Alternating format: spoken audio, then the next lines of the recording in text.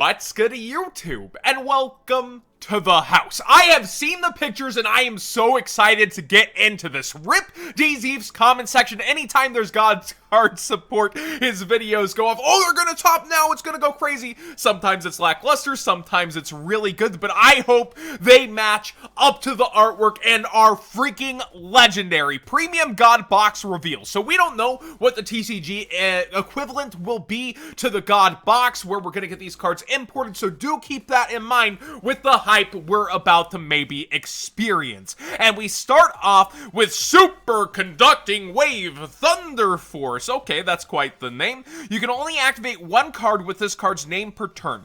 This card's activation and effect cannot be negated. That's some God card stuff right there. You cannot stop me. I'm a God card. If you control a monster whose original name is Slifer the Sky Dragon, destroy as many face-up monsters your opponent currently controls as possible. So that's a monster wipe of the field. Then if this card was activated during your main phase, you can draw cards equal to the number of monsters destroyed and sent to your opponent's graveyard by this effect, but you can attack with only one monster this turn. Oh no, you're gonna do massive damage anyway. So if you have a Slifer, you have a reactive board wipe to your opponent on all monsters, and then if it's your main phase, you just draw a bunch. Wow. So this is like a going second. So, well, how are you gonna get all the monsters to put Slifer on without taking care of your opponent's monsters? But in this scenario, it's still, if you establish a Slifer, you have a way to take care of opponent's monsters, and then, like, if you're summoning a Slifer, huge pluses back. What an interesting card. It doesn't help you get Slifer out, but establishes power after you already do. We'll see if that continues with Fist of Fate. It has to continue that theme, right? You can only activate one card with this card's name per turn. This card's activation and effect cannot be negated. Can't stop this from hitting you in the face. If you control a monster whose original name is Obelisk the Tormentor, negate the effects of one effect monster your opponent controls, and if you do, destroy it. And if you do that, for the rest of the turn, its effects are negated, as well as the activated effects and effects on the field of monsters with the same original name. Then, if this card was activated during your main phase, you can destroy spell and traps your opponent controls. All spell and traps. I was like an equal number to, or what? I was just slow on the read. All spell and traps. So we have Harpy's Feather Duster back, which is a little bit easier than having an Obelisk the Tormentor, but you get a quick play negate, and then you destroy the monster on top, and then any monster with that name the rest of the turn is taken care of too, so they're not recurring it. That's a bit of an interesting card. I would have assumed this would do something a little different, but creative nonetheless. They're trying to give the God cards more meta-relevant effects with negations. I feel like Slifer got the better draw out of these. Do we get a raw support? No, I guess the duels pack was enough. Exchanging Souls, a quick play spell. You can only activate one of this card's name per turn. During the main phase, immediately after this effect resolves, tribute summon a Divine Beast monster. So that's for everybody. When you do, you can also tribute monsters your opponent controls as if you controlled them, but you can only activate one card or effect other than the Divine Beast monster's effects per turn until the end of next turn. That's crazy! If they don't have an Omni Negate or a way to stop a spell, Apollosa, you're mine! I'm gonna take your other... Like, they better have a Borreload Savage Dragon. Yo, this is pretty nice general Divine Beast support. This card is good. I like this. You still get an additional card too, and then any of the Divine Beasts are allowed to use their effects. Slifer, I feel like, is winning big here, because you get Slifer out with this card using your opponent's cards, but then I guess you would use the monster, so this impact of getting the draw extra is still lessened. Like, you're going to tribute, so there's less to be able to destroy and then draw.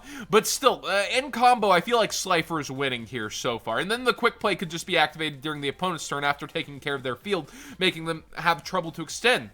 Golden Idol, Dark Spellcaster effect, level 1/0/0. You can only use this card's second effect once per turn.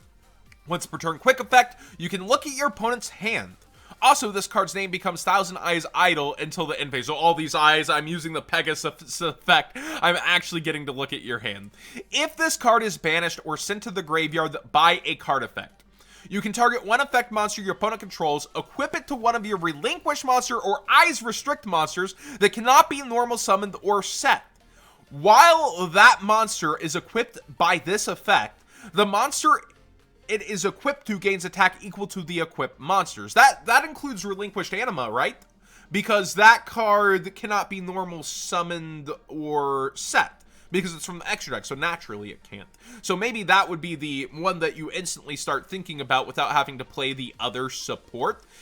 And if it's sent to the grave, but it has to be specifically by a card effect, so I imagine you're trying to use a fusion summoning effect with this card, more of an in-archetype thing. But good looks to give this further support after, when was the last time? Millennium Duels? That's a while back now. So it looks like they're continuing to dig into the other character-based archetypes, and it's not just God support, God support, God support. You're getting a little bit of Pegasus support along the way, and then I guess there's reprints that are gonna appear within the set for the OCG. It's a bunch. Let me dig my thoughts into this a bit. I think Slifer won. Slifer straight up won here in terms of this newer support. This card is superior by far. Obelisk in the past was probably the most meta-relevant one when we go back to Frognarks. But I feel like every single Divine Beast did get a little bit of extra support here. I wish it gave something like a searchability factor or a way that you were going to more consistently pull these cards off. Maybe we'll still get that, but I feel like the God cards problems are not only the resources to get them out, which these cards do help with, this card helps with, but then therefore the searchability, the getting them out. I guess there's like something Mound of the Bound Creator or something like that. I don't know. It doesn't pull them together, but it is very impressive. It's like, how do you turn something that is always been held in a high regard in Yu-Gi-Oh! And give it something this amazing and you're still like, I don't know about meta gameplay. A quick play, monster wipe on your command, and then if it's your turn, you get extra draws, and I'm still like, it's pretty hype when you read it, but then you start thinking about it. You've already established Slifer. The new support conflicts a little with it. I think the piece of support I do like the most is using your opponent's cards as resources for your Divine Beast. This was the biggest win. This had to be the biggest win, right? Like, this allows you to essentially just go, haha, I've summoned my God card using your opponent's pieces of play.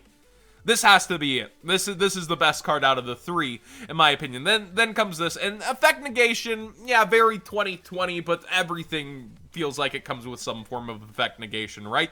I don't feel like it necessarily did enough. Like, for Fist of Fate, I expected, like, infinite power on Obelisk for the turn, or something. If you're gonna hit them, you're gonna hit them direct. Like, this isn't exactly what I expected for Fist of Fate, but nonetheless, overall, these reveals, not bad for God card support. I give it 5 Exodia pieces out of 5 and a half of a Slifer summon. That's a joke from the streams. Whenever you rate it, you always give 5 out of 5 and then you add something.